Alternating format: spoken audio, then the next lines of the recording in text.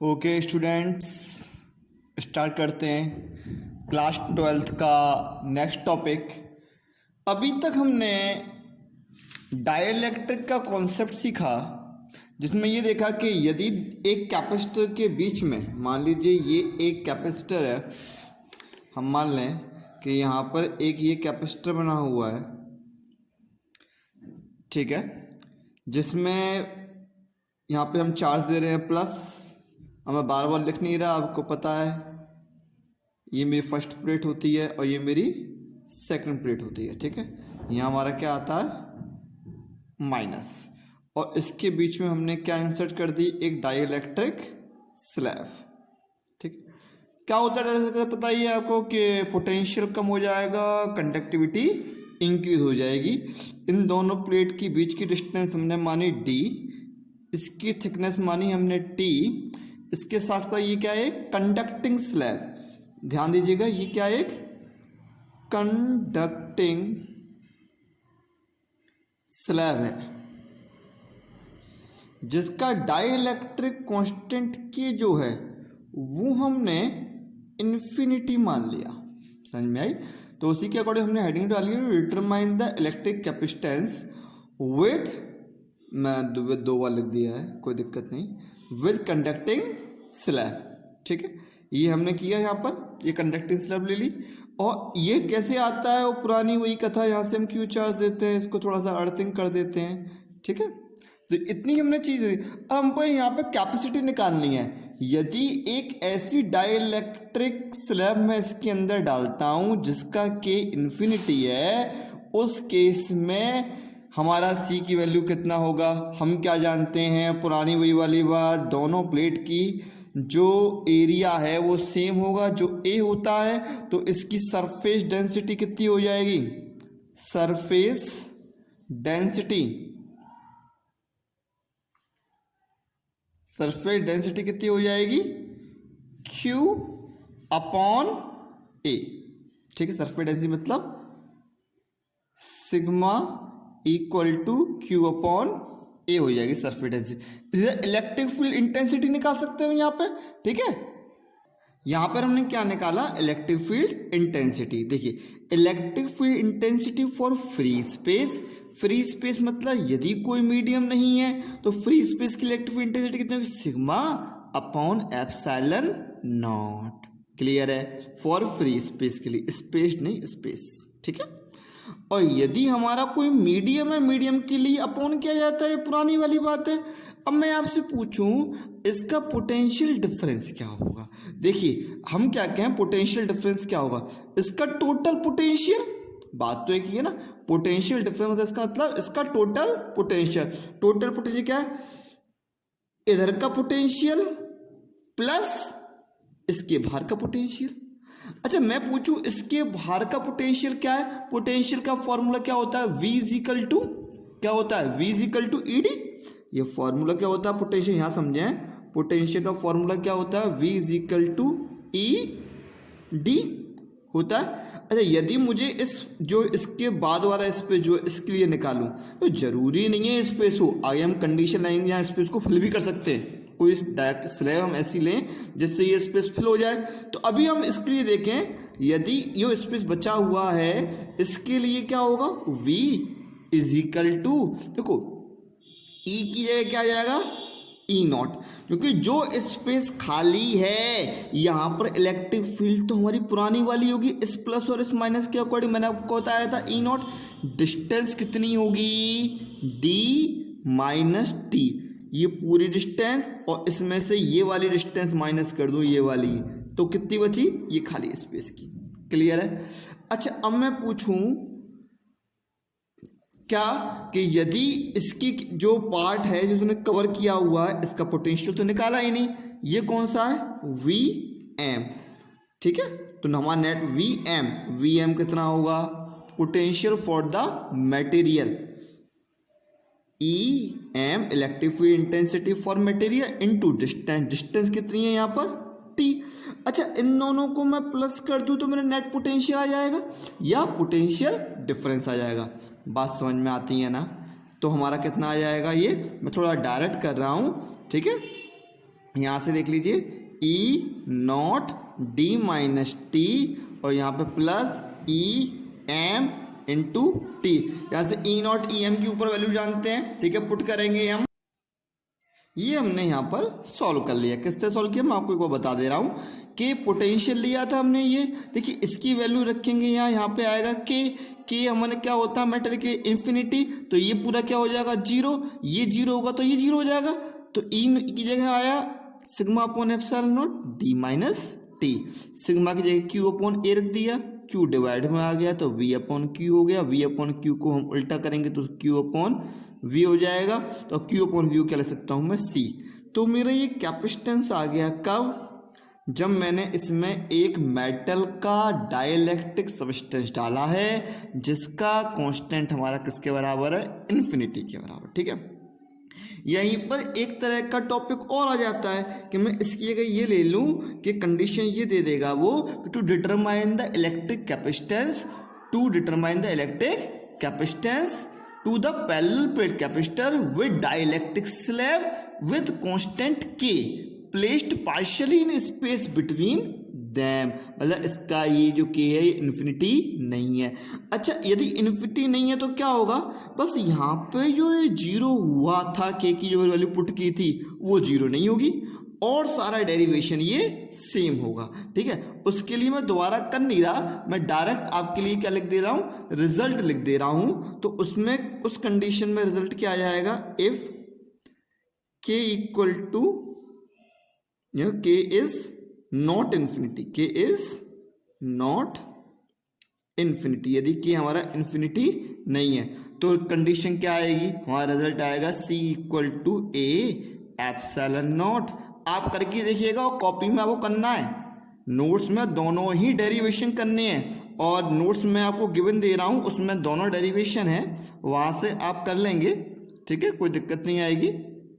Plus T upon के, कुछ इस तरह का आपका कैपेसिटेंस हमारा आ जाएगा। क्लियर है। अब नेक्स्ट टॉपिक की तरफ हम आगे बढ़ते हैं। नेक्स्ट टॉपिक से पहले एक चीज़ और समझ लें, इसमें कुछ दो तीन केस और बनते हैं। क्या, यदि मैं इसमें जो स्लैब डाल रहा हूँ उसका के इन्फिनिटी नहीं है, ठीक है, तो ये के कैसा है और इसकी थिकनेस कैसी है। हम मान लो thickness T1 T2 T3 T4 extra ले लें, के हम बढ़ाते जाएं या फिर थिकनेस इसके बराबर ले लें, तो इन केसों पे भी हमारा ये वैल्यू डिपेंड करती है। इसी पे आपके क्या आएंगे, न्यूमेरिकल्स आएंगे। तो अभी तक हमने कैपेसिटी पढ़ ली, इसके अंदर डाइलेक्ट्रिक स्लैब पढ़ लिया। अब यदि मैं आपसे पूछूं कि इन दो कंडक्टिंग जो मेरी ये कैपेसिटर की प्लेट्स हैं, इन दोनों के बीच में फोर्स कितनी लग रही है, या इस एक अकेली प्लेट की फोर्स कितनी होती है, अभी तक वो हमने नहीं निकाला है। तो नेक्स्ट टॉपिक हम वही लेते हैं, क्या, फोर्स बिटवीन दी प्लेट्स, या force of single plate, force between, topic हमने लिया फोर्स बिटवीन दी प्लेट्स। अच्छा, ये मैंने एक पैरेलल प्लेट कैपेसिटर लिया जिस पे प्लस चार्ज है माइनस है, वही सेम चीज हम लेते हुए आ रहे हैं। According to Coulomb's law, Coulomb's law क्या कहता है, यदि दो चार्जिंग प्लेट्स हैं तो उनके बीच में फोर्स इतनी होनी चाहिए। आपको कैसे, ये तो माइनस क्यू है, मैंने आपको पहले ही समझाया, जो साइन है वो जो चार्ज हो वो प्लस क्यू ही होता है बीच में। एक चीज और ध्यान दें कि यदि ये एक प्लेट है, इस पे क्या इधर चार्ज है, नहीं ना, दोनों तरफ चार्ज होना चाहिए, लेकिन चार्ज एक ही तरफ है, दूसरी तरफ क्या हो गया है हमारा,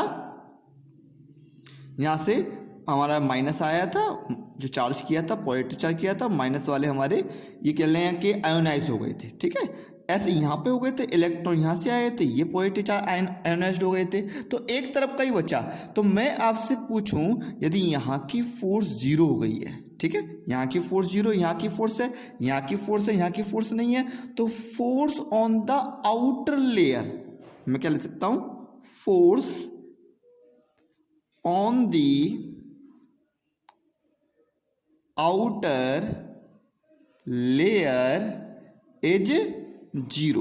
आउटर लेयर फोर्स कितनी होगी, जीरो।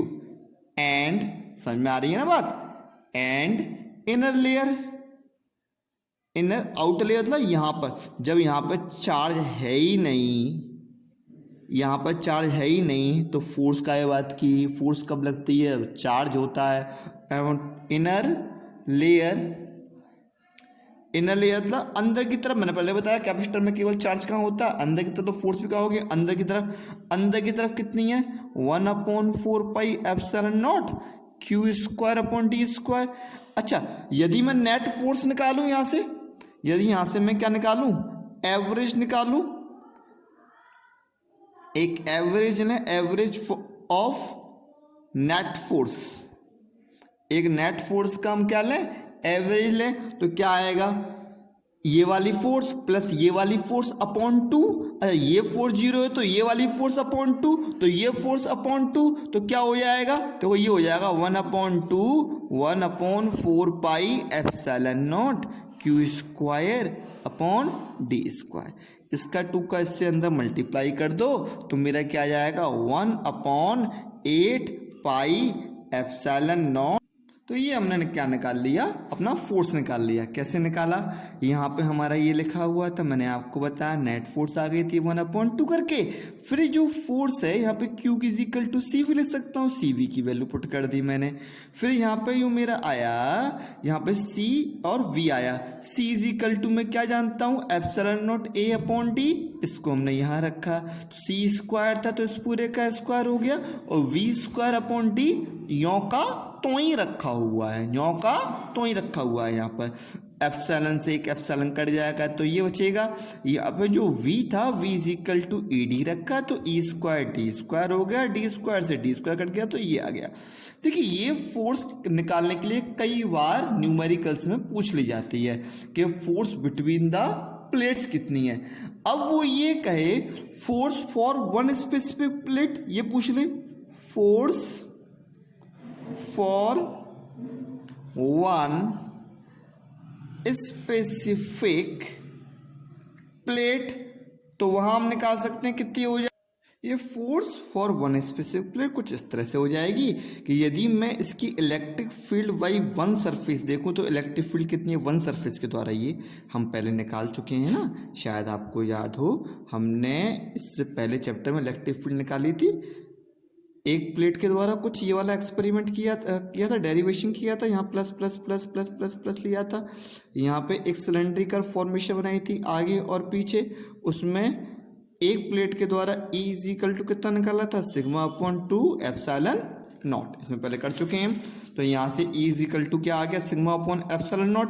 अच्छा, यदि एक ही प्लेट है तो फोर्स कितनी लगेगी, QE के बराबर। अच्छा, ये जो E की वैल्यू, इस वैल्यू को उठा के क्या कर देंगे, यहाँ धर देंगे। तो हमने रखा यहाँ पे सिग्मा अपॉन 2 एप्सिलॉन नॉट, बात समझ में आती है। या इसको मैं ऐसे लिख लूँ और सिग्मा इज इक्वल टू क्या होता है, Q upon A, Q upon A value put कर दी तो क्या आ गया, Q square upon sigma not into A। Clear है, तो यहाँ पे लिख सकते हैं Q अपॉन A की वैल्यू पुट कर सकते हैं, इतनी वैल्यू आ गई। यदि क्वेश्चन में इस तरह कुछ वैल्यू गिवन है, एक प्लेट पे फोर्स निकालनी है तो ये निकाल लेंगे, और यदि ऐसा नहीं है तो इसको एक तरीके से और कर सकते हैं। जैसे यहाँ Q है, Q अभी मैंने कहा क्या कहा, यहाँ से हमने जो वैल्यू रखी थी वो कैसे रखी थी, sigma is equal to Q upon A करके। तो यहाँ पे जो Q है, इस Q को यहाँ से क्या लिख दूंगा, सिग्मा इंटू A, तो सिग्मा A रखेंगे तो सिग्मा स्क्वायर A स्क्वायर, यहाँ पे ये हो जाएगा। अच्छा, सिग्मा स्क्वायर A स्क्वायर हुआ तो एक A से A के कट जाएगा। क्लियर है इतनी बात। तो यहाँ पर एक चीज है, सिग्मा अपॉन एप्सिलॉन नॉट, दो सिग्मा है ना, सिग्मा स्क्वायर, एक सिग्मा और एप्सिलॉन को क्या लिख सकता हूँ मैं, ई क्या होती है, ई क्या होती है, विद इन कैपेसिटर इंटेंसिटी, जो हमने पहले रखी थी वो।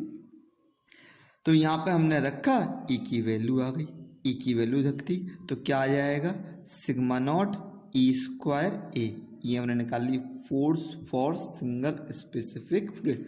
न्यूमेरिकल्स में यूज होता है इसका, वैसे तो ये पूछा नहीं जाएगा, ठीक है। तो मैंने आपको बता दिया कि कहीं छूट ना जाए, क्योंकि अभी तक मैंने जितने भी देखी हैं पूछा नहीं जाता। जो इसके आए के टॉपिक हैं आपके, एनर्जी निकालनी है, एनर्जी फॉर कैपेसिटर, कैपेसिटर के बीच में कितनी एनर्जी होती है, एनर्जी स्टोर्ड इन कैपेसिटर कितनी एनर्जी स्टोर्ड होती है, फिर उसका लॉस क्या होता है, थोड़ा बहुत देखेंगे नेक्स्ट वीडियो में।